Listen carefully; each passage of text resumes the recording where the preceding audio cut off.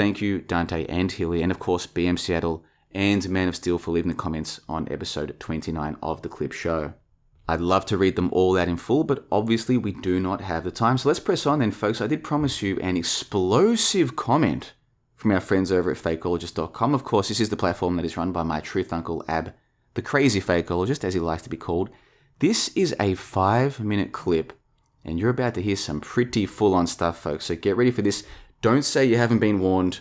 This one's called Love, Women, Sex, Marriage, and it's from the various fakeologists. And this one comes to us from August of 2025. This was on audio chat 1590, which of course I'll link to the full call, the full episode, in the show notes below. This is a 5-minute clip, which is obviously on the longest side of the clips that we usually play here on the JLB Clip Show.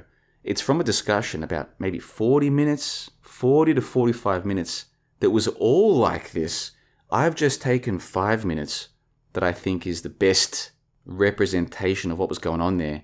And a couple of topics came up that I think some people might find divisive. Some of you will feel one way about it. Some of you will feel a different way about it. As I say, these clip shows are meant to be hectic, eclectic, and somewhat eccentric.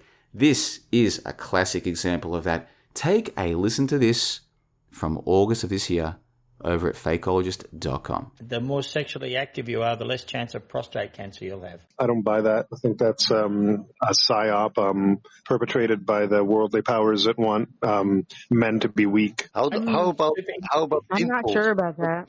Not sure about that. Which one are you not sure about, Linda? The prostate cancer theory or the conspiracy prostate cancer theory? I think men are supposed to have sex. Just saying. Yeah, Whether it's with their wives or with somebody else. I think men are here to procreate. There's less men than women. Why? How do you know this? Well, I mean, that's what they tell. Yeah, I'm with Greg on this. I don't think you should be doing whatever you feel like doing. And I think there's, like the Bible says, it's about, there's a season for everything and all things in moderation.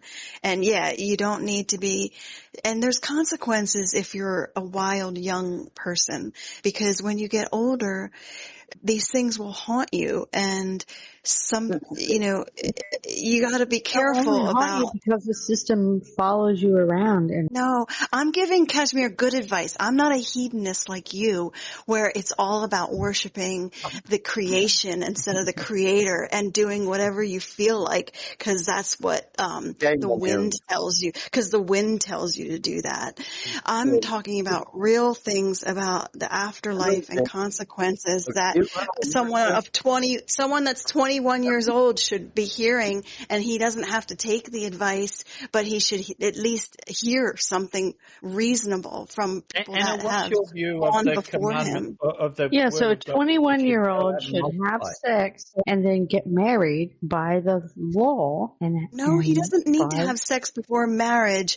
He doesn't need to do stuff like that, Linda. He doesn't need to live the life that you led.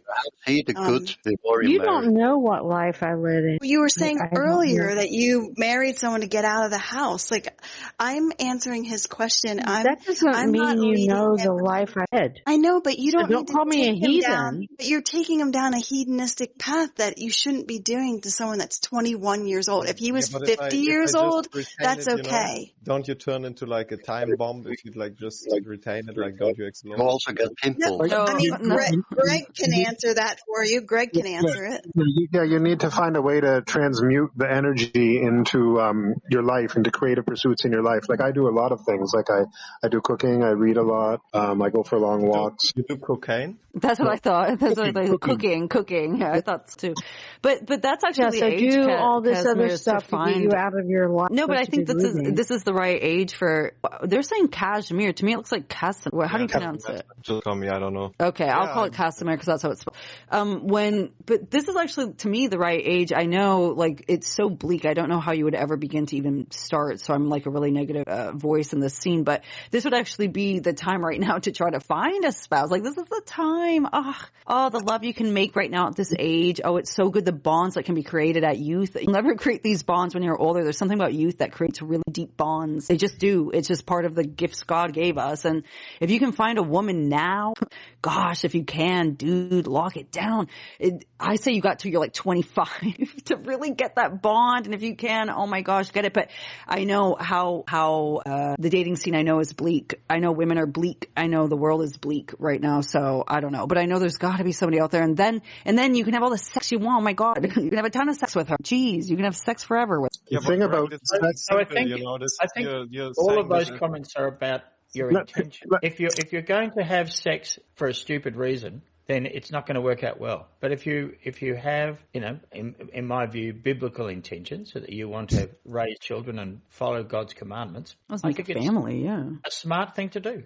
And the younger you can do it, the better. If you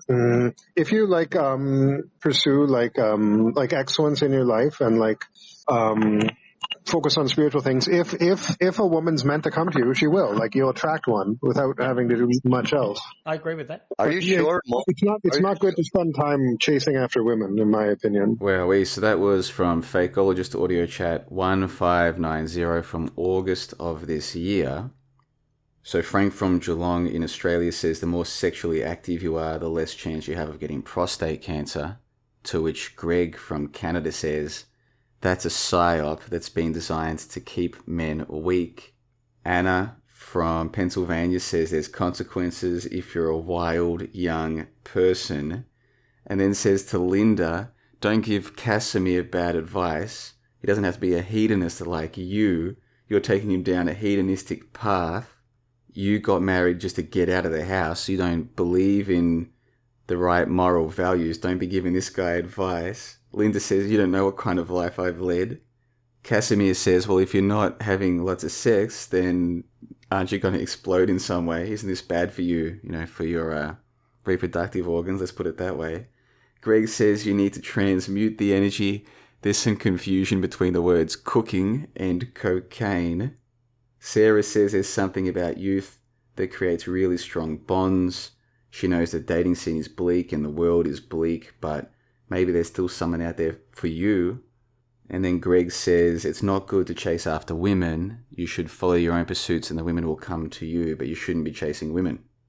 I could do an entire clip show just based on some of the ideas that came up in that 5-minute clip. There were some things that were said there that I agree with, others that I disagree with. There were others where I've got an opinion of what's probably the case, but it could be this way, it could be that way. It's difficult to say. In any event, I think that clip is a good example of how you can get good conversations over at fakeologist.com, depending on which people are speaking and the topic they're speaking about, and so long as nobody's spurging out, there are some interesting, intelligent conversations with thought-provoking ideas over at fakeologist.com. And so what I try to do is to bring to you, the dear listeners here at johnthebond.com and the JLB Patreon, and anywhere else I upload these shows in the future for this here JLB Clip Show number 30, I'm trying to bring you, not just for this episode, but the whole series, the most interesting clips from the different people and platforms that I listen to. So if you found any of that interesting, let me know in the comment section below. I'm already way over time here, so I don't have enough time to get into the details of all of that, but just a couple of things. This idea that if you're not sexually active enough, your chance of prostate cancer goes up, I seriously doubt that. But I do remember reading, and maybe even being taught at school, but certainly reading, even to this day you'll see this kind of thing on Reddit or different places, this idea of, jerking off is good for guys because if they don't, their chance of cancer goes up. Like, jerking off is good for them because it reduces their chance of getting prostate cancer or something like this. I think that's a complete load of crap. This sounds like some bullshit. And as new agey or gay as it might sound, I do think there's something to this idea that maybe men shouldn't be releasing too much of their energy. Maybe there is a certain amount that is okay, but beyond that, they might be doing themselves damage. We, men, might be doing ourselves damage if we're releasing too much of this energy, because you think about it, your body has to create this some way. And what is it creating? It's creating, in theory, the stuff that then can create new life in your own image probably a resource-intensive exercise that the body is engaged in to produce this material. Probably not something you want to be going and releasing for the hell of it. At least not too often, I would think. And is saying that there is consequences if you're a wild young person. Yeah, that's true. And there's lots of guys out there who their lives would have been very different if they had have been a bit more cautious when they were younger. But then again, some of those men will come back and tell you that their child or children are the best thing that ever happened to them. So maybe some men do benefit from being wild or reckless, or whatever term you want to use. The thing with Anna getting stuck into Linda about being a hedonist. I'm giving Kashmir good advice. I'm not a hedonist like you. You were saying earlier that you married someone to get out of the house. You're taking them down a hedonistic path that you shouldn't be doing to someone that's 21 years old. You see, Anna is a religious lady. I think she's meant to be Catholic, and it's one of her favorite topics. That and AI. She has an AI friend who she likes to talk to and have conversations with, and she gets advice from it. So probably religion and AI are her two favorite topics, I would say. And she's generally a pleasant lady, and she speaks in that nice, quiet, soft voice, and she's very likable, I think.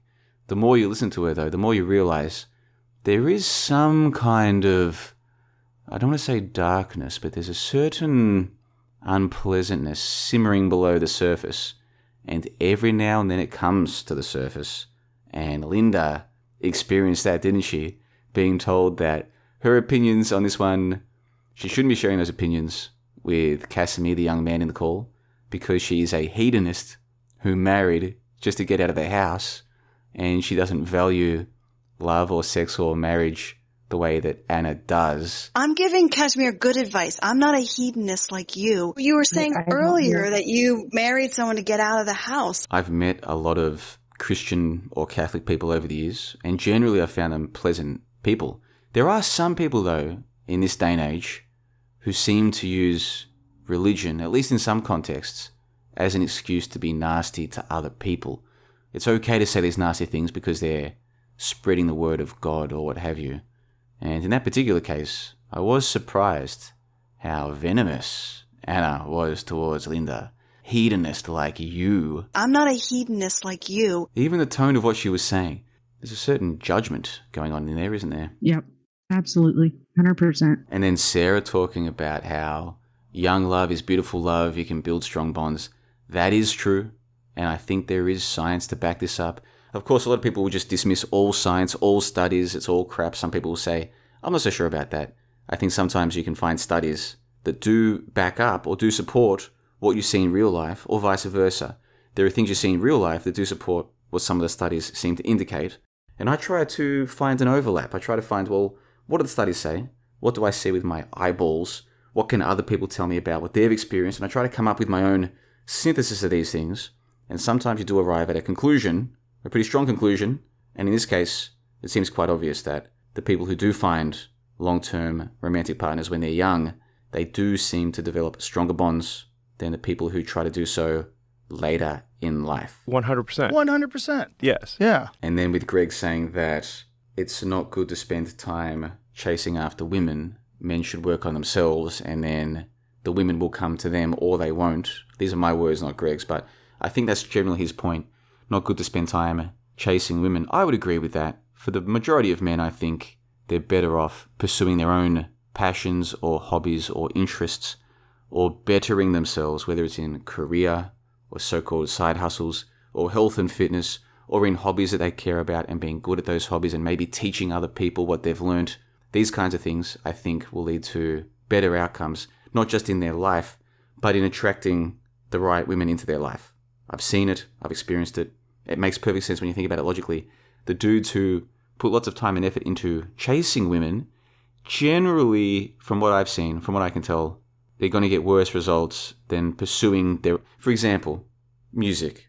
Dudes who put their time and effort into music are probably going to enjoy themselves more and find better potential partners than the same man putting that same time and effort into quote-unquote chasing women, online dating, bars, whatever. To me, this is quite obvious now, but for a lot of people, this isn't so obvious. And it is strange when Greg says stuff like that, because Greg has a lot of bizarre opinions about the world and about this whole existence that we're in, and particularly about women. A lot of stuff that I wouldn't condone, recommend, or support. Every now and then, though, he says something where I'm like, well, he's actually right about that. In this case, Greg is right. Yeah.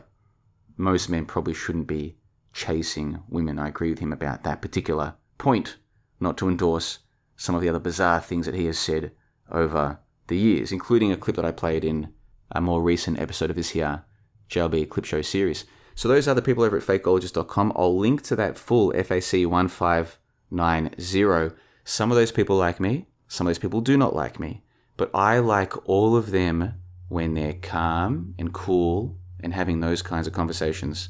And I'm grateful that fakeologist.com exists. So thank you, Truth Uncle Ab, the crazy fakeologist, and all the people over there, such as the ones that we just heard. Anna, Linda, Frank, Casimir, Hode, Sarah, all of these people and many more doing good work over at fakeologist.com. Sometimes. Not all of the time, let's be clear. Because sometimes there's some people over there who do spurg out like spoilt, misbehaving little children. It depends on the topic, and one topic that has caused some spurg outs over the years is, of course, the topic of the shape of the Earth. Now, if I say to you what happened this time last year, we're currently in about the middle of December 2025. What happened in the middle of December in 2024, dear listeners all around the world here at johnlebon.com and the JLB Patreon and anywhere else I upload this in the future? The JLB Clip Show series listeners, dear listeners all around the world, let me ask you this. What happened this time 1 year ago? Well, I can tell you. In fact, let's go to the Wikipedia page for the final experiment. The date was December 14 to 17, 2024. According to Wikipedia, the final experiment was a 2024 expedition to Antarctica to test the validity of modern flat Earth beliefs. The expedition, which took 3 years of preparation, was organized by Will Duffy, an American Christian pastor who invited a total of 48 online content creators to Antarctica to witness the midnight sun, a natural phenomenon that contradicts most flat Earth beliefs. The actual expedition included both flat earthers and globe earthers, people who accept the spherical shape of the Earth, selected to represent both sides of the flat Earth debate. After traveling from Chile to Union Glacier Camp in West Antarctica, expedition members live-streamed the midnight sun for several days. The participating flat earthers all admitted that the midnight sun was a real phenomenon.